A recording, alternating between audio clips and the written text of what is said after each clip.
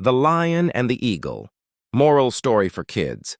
Once upon a time, in a deep green forest, lived a brave lion and a wise eagle. The lion was known as the king of the jungle, and the eagle was known as the king of the sky. One sunny morning, the lion roared loudly, "I am the strongest. No one can be greater than me." The eagle heard him and flew down. Smiling kindly, he said, "Lion, you are strong on the ground, but strength is not everything." The lion frowned. "What do you mean?" The eagle gently picked up a small stick in his claws and flew high into the sky. He said, "Look, I can see the whole forest from up here. My strength is my wisdom."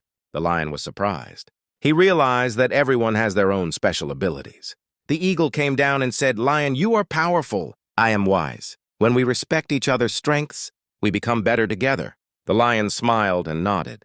From that day on, the lion and the eagle became best friends. Moral of the story: every creature has its own unique strengths. Respect others, and you will learn more.